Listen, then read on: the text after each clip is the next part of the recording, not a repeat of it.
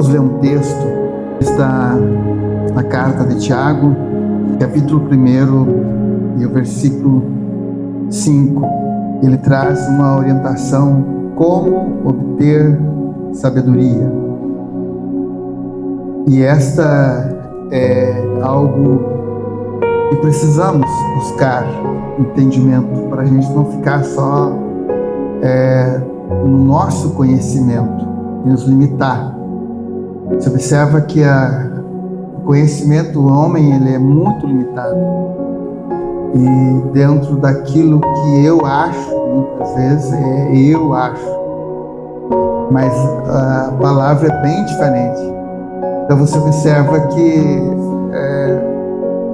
o engano ele não durará para sempre. Chega um tempo em que as coisas vão ser esclarecidas e a humanidade vai ficar em choque, né? Fomos enganados. E aí tu vê assim que buscou, clamou, pediu para aquele que não pode fazer nada. E dentro disso aí a gente tem que buscar um entendimento para também não viver no engano. Vamos ler então o que Tiago escreve no capítulo 1 e o verso 5. Se, porém, alguém ou algum de vocês necessita de sabedoria, peça ao Pai, que a todos dá com generosidade e sem reprovação, ele lhe será concedido, e ela lhe será concedido. Peça, porém, com fé e em nada duvidando, pois o que duvida é semelhante à onda do mar, impelida e agitada pelo vento.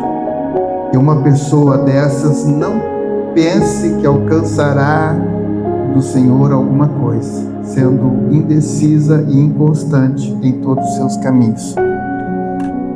Você observa que a decisão ela deve ser muito convicta nossa. E a certeza, aqui que está uma questão muito séria, é a confiança nossa naquilo que recebemos. E quantas coisas vêm na tua mente, teu pensamento? Cuidado, não faz isso, não faz aquilo, não entra para aqui. Mas a dúvida, muitas vezes, leva ao erro. Você observa que lá no começo, alguém chegou e disse para a mulher, tu não vai morrer. E colocou em dúvida uma palavra que o pai disse, certamente morrerá se comer desse fruto. Então essa dúvida, ela vem trabalhando na mente das pessoas para que não creiam na palavra que foi nos deixada. E a gente veio vivendo uma vida movido por as emoções. Esse é o grande problema da humanidade, o lado emocional.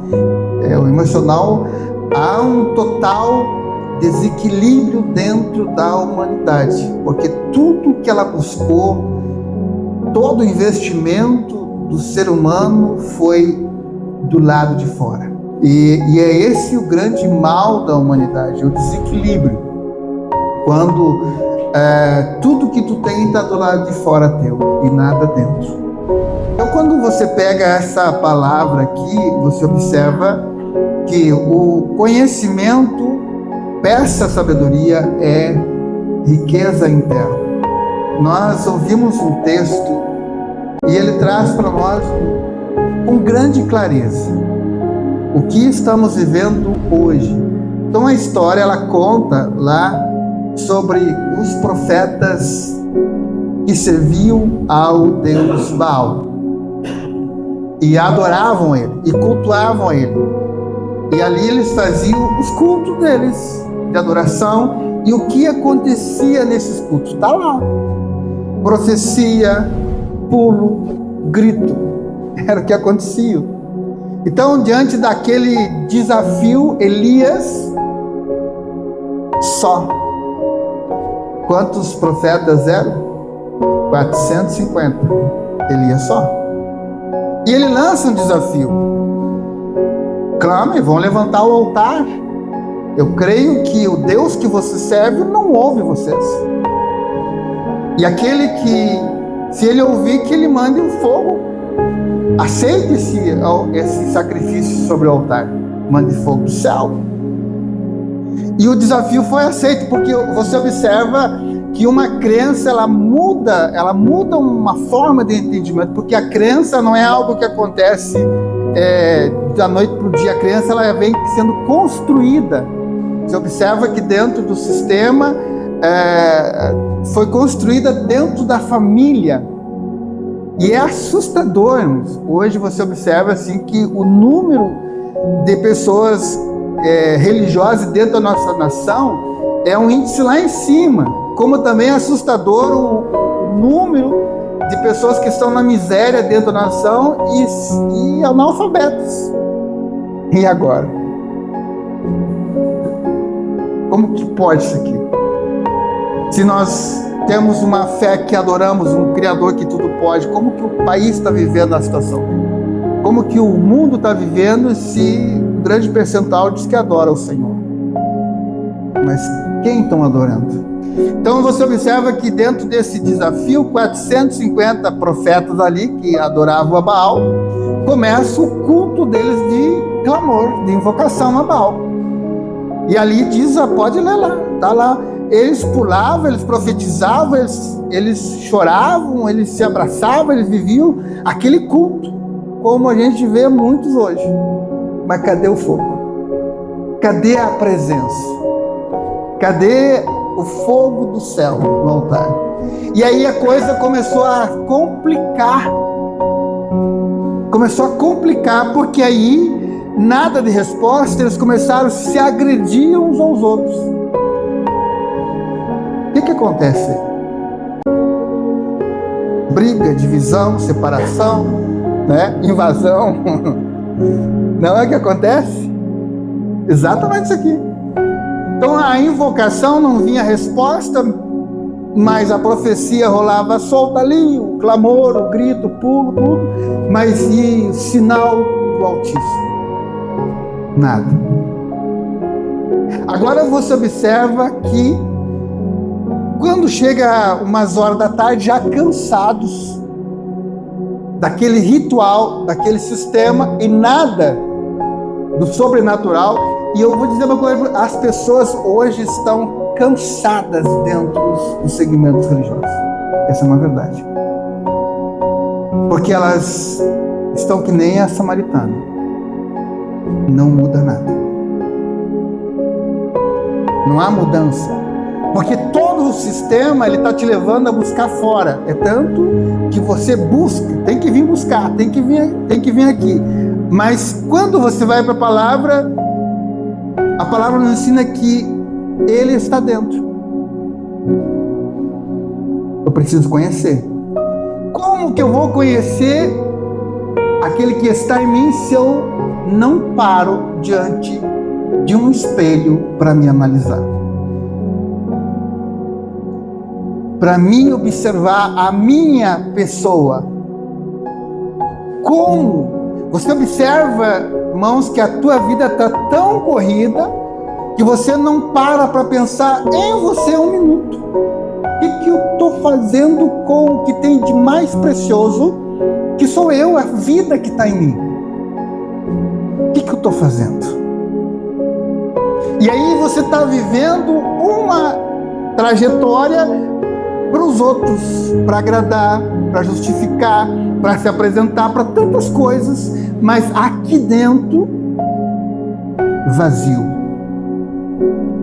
solidão, seca, que nem a mulher buscando água.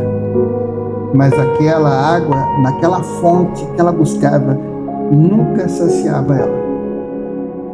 Então você observa que chega uma hora e o profeta Elias em silêncio.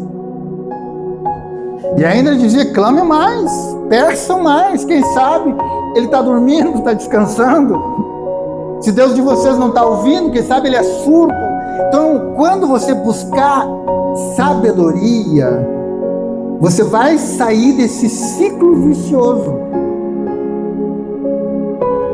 que é todos aqueles rituais que nos foram ensinados. todo aquele ritual, tu tem que fazer isso, tu tem que fazer aquilo, aquele outro, aquele outro, aquele outro. Mas você observa que quando Elias disse, parem, o que ele faz primeiro? Conserta o altar. Quem é o altar? Hoje, aqui, ó. Então você observa que há muita situação aí fora, há muito grito, há muito pulo, há muita profecia, com o altar totalmente destruído, desarrumado. E aí, como que vai acontecer o milagre? Como que vai acontecer o sobrenatural? Quando que vai descer fogo do alto? Se o altar está em desordem. Então, quando Elias percebe pela sabedoria, o que ele faz? Primeiro, antes de tudo, consertar o altar. Então, o que acontece? Não adianta você pular, não adianta você gritar, não adianta você profetizar, não adianta você receber profecia, se o altar, que é você, está todo desarrumado. Está todo em desordem. É problema emocional, é problema de relacionamento, é problema de toda espécie, estão dominando tua mente, teus pensamentos, tudo. Então, o que ele faz primeiro? Vão consertar o altar. Você observa que as palavras deles foram muito poucas, porém certas. A própria palavra diz: meu povo não recebe porque não sabe pedir. Então, assim, não adianta você fazer uma oração extensa, levar 2 horas, eu passo 3 horas de joelho, eu passo 4 horas e eu viro à noite, papai, se você não tem palavra certa. Não está no mundo falar. Não está nisso, gente. Então, quando ele agora conserta o altar, o que ele traz? Água. O que a mulher precisava? Água da vida. Ponham água. O Messias, ele disse: eu sou a fonte de água. Então você observa uma coisa, irmãos, através dessas 2 passagens, que não haverá nenhum sinal do Pai sem que estejamos diante ou alinhado com o Filho, que representa a fonte da água. Não tem, ninguém vem ao Pai se não for por mim, e o Pai, aquele que está em mim tem o Pai, aquele que não está em mim não tem o Pai. Então ele está dizendo: se tu não beber de mim, tu nunca vai ter o Pai. E quando nós não entender isso, a nossa vida, vamos viver uma rotina. E não é assim que muitos estão vivendo. É assim. Uma rotina que não sai daquele ciclo. Que nada acontece, que nada muda. Sabe, não adianta você ouvir relatos, profecias, revelações, nada, se você não tiver em alinhamento com o Eterno através do Filho. Então, quando ele põe a água, ele fala a palavra certa. Pai de Abraão, de Isaac, de Jacó.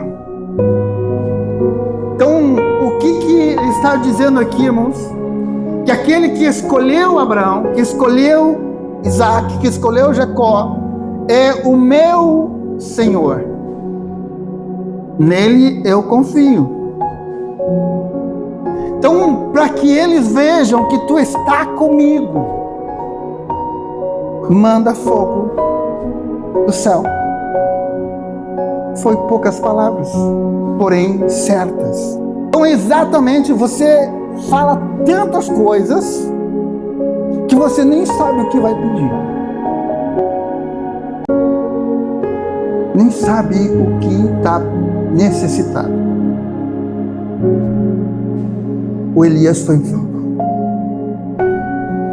preciso nas palavras o que ele queria, o que ele necessitava naquele momento.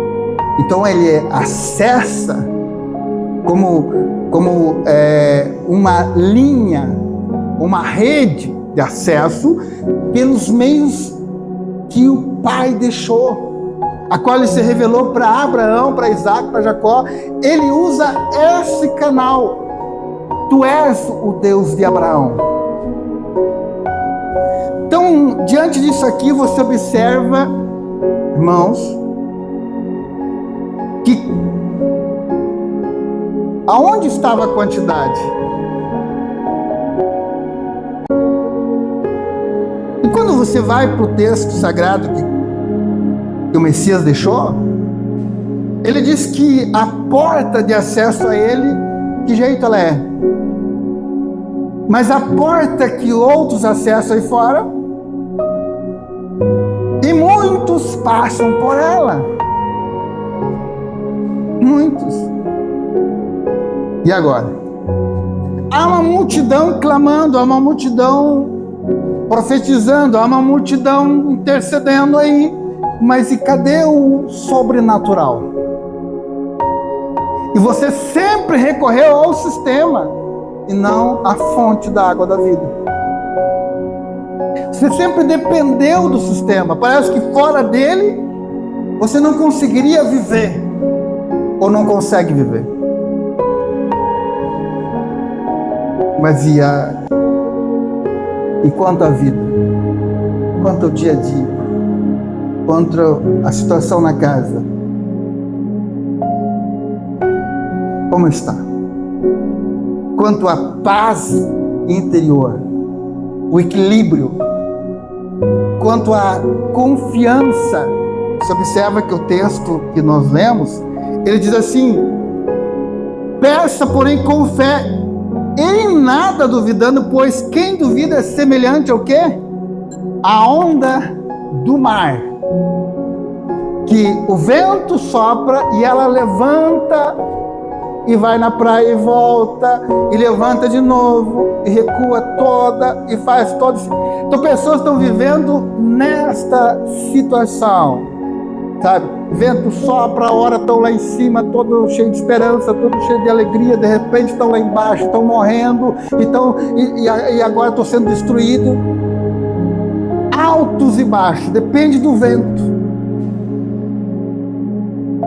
E ele diz assim que quando tu não tem entendimento, sendo a pessoa ela sendo indecisa, inconstante em todos os caminhos.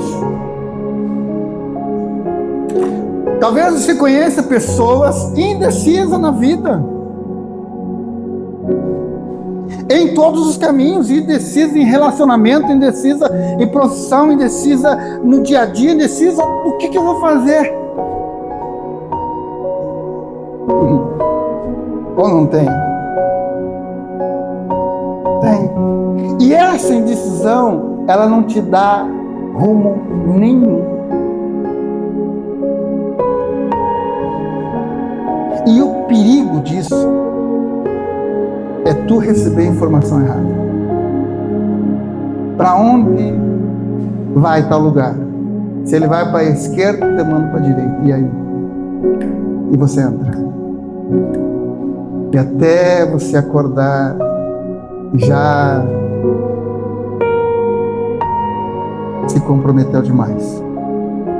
Então você observa que a mulher, ela buscava solução para a sua vida, para o seu relacionamento, sua vida de relacionamento, mas na fonte errada.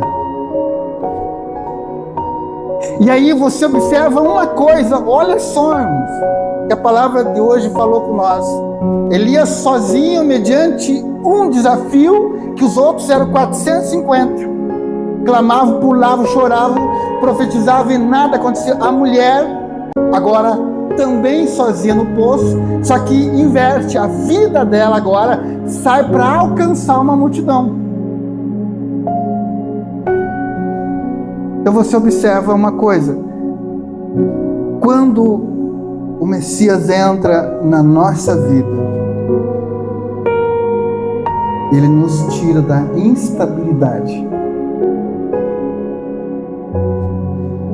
da insegurança, das incertezas, nos tira dos medos, dos fracassos da vida. Agora, o que começa a acontecer na nossa vida para nós viver o sobrenatural? Concerto no altar.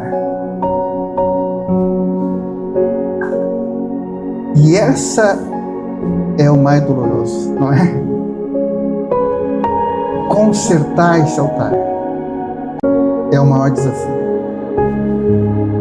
Então, quando nós começamos a nos aproximar, quando nós queremos, quando há desejo em nós, eu quero beber dessa água. Você observa assim que quando ela bebe, quando ela começa a duvidar, mas tu não tem com que me dar água, o poço é fundo. Quantas vezes na tua vida talvez tu pensou que para ti não tem solução? Para o teu problema não tem solução. Para aquilo que está te prendendo não tem saída. Que enquanto nós estiver algemado, portas não se abrem. Então você observa quando Pedro estava na prisão, Herodes mandou prender Pedro. Pedro foi algemado com o sentinela para não fugir. Um já ressuscitou aqui. Não, agora não. Agora ninguém vai enganar. Nós botamos um sentinela do lado de fora da sepultura. Quando a pedra foi removida, não estava mais. E esse é um deles. Não, agora não foge. Agora nós vamos algemar ele com o sentinela. Então o que aconteceu primeiro? Correntes que te unem, algemas que te unem a algo precisa ser tirado.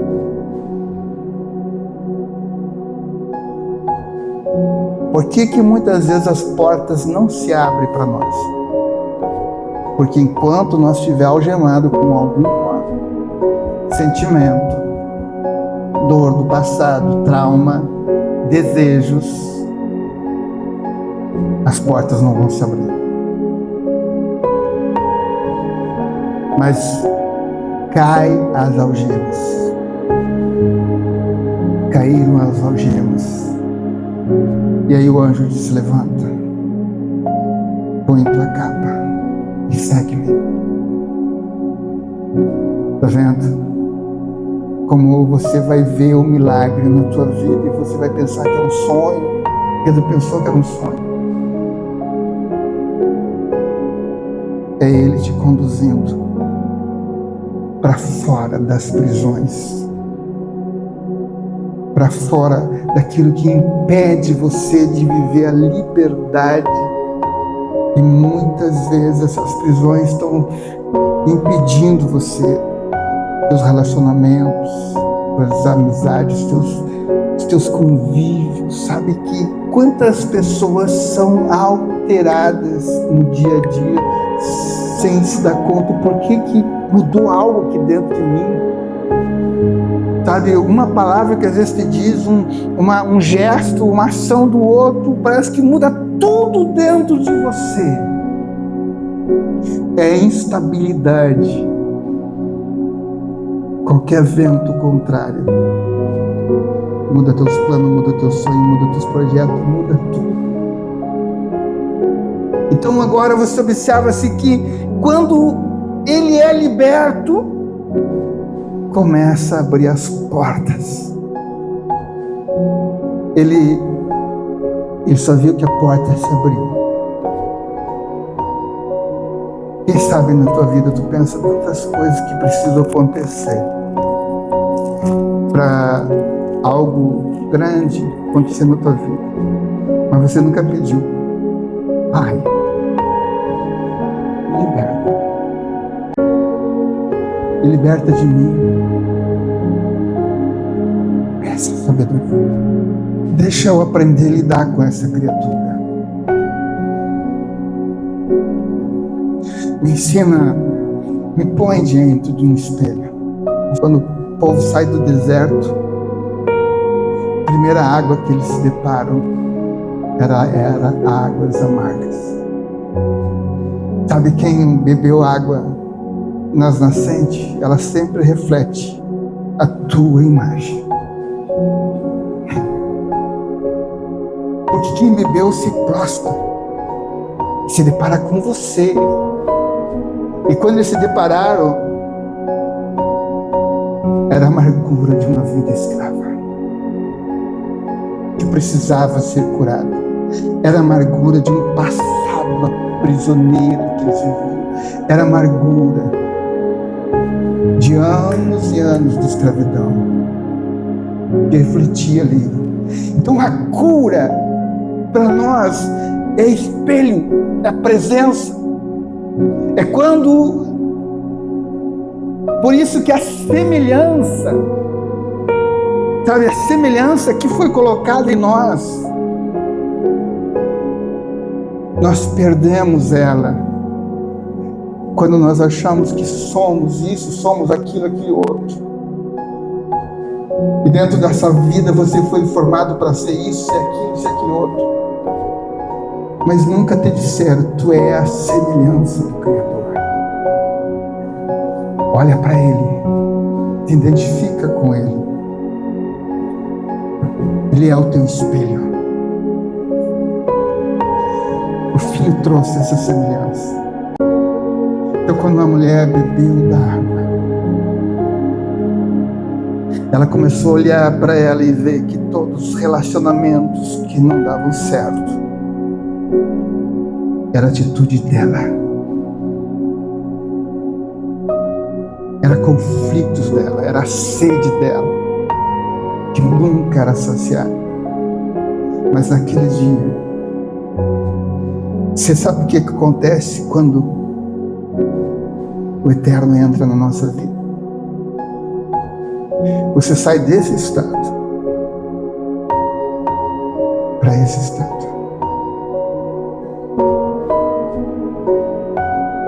Levanta a tua cabeça e viva a tua vida. Levanta os seus olhos. A vergonha da vida daquela mulher levava ela a andar em horas que não havia ninguém na rua. Quantas pessoas estão fugindo, estão se escondendo, como lá no princípio. Mas uma voz soa: onde tu estás? Onde tu estás? Então, nesta noite,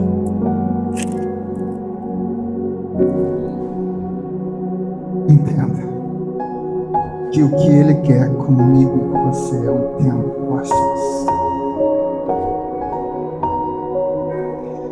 Não é no grito, não está nisso. Não é no pulo, não está nisso. Ele está aqui. Está aqui dentro. Ele é uma fonte que quer jorrar a partir de você, de dentro de você. E quer que você levante a sua cabeça e reflita Ele. De jeito, amado, perdoado. Primeiro perdão você precisa dar para quem?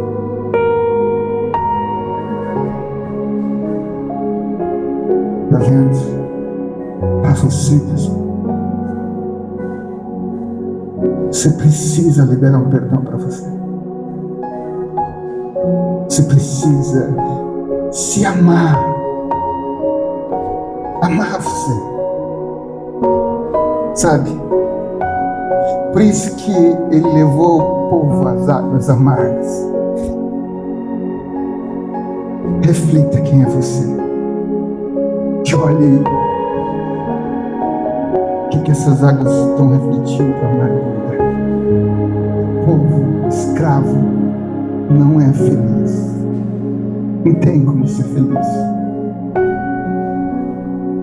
Então, enquanto alguma coisa nos escraviza, há uma tristeza, há uma dor, há um grito preso que quer sair que quer soltar, mas não consegue.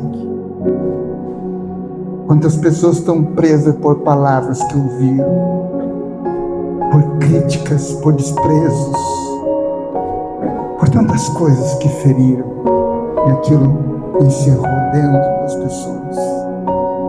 Mas nessa noite há uma fonte de água aqui. Há um fogo que quer queimar esse altar que é você e receber você como uma oferta agradável. Que possamos nos colocar diante dele como essa oferta e que a nossa forma de vida suba como um cheiro suave. Escrevi uma coisa assim, o sinal que era aceito era quando a fumaça subia. Quando o sacrifício era queimado, aquela fumaça subia, aceitou. Ele aceitou o sacrifício. Então, nesta noite, você é a oferta. Nós nos ensinamos a dar a oferta, né? Mas ele disse, não é isso que eu busco. Eu nunca busquei o que tu tem, eu busquei você. Entenda? O que tu tem é teu. Usufrua, viva. Viva, escolha a tua vida, as tuas direções, escolha. Porque eu busco em você. Tu és a oferta. Foi por isso que o Filho veio e pagou um alto preço. Vamos agradecer.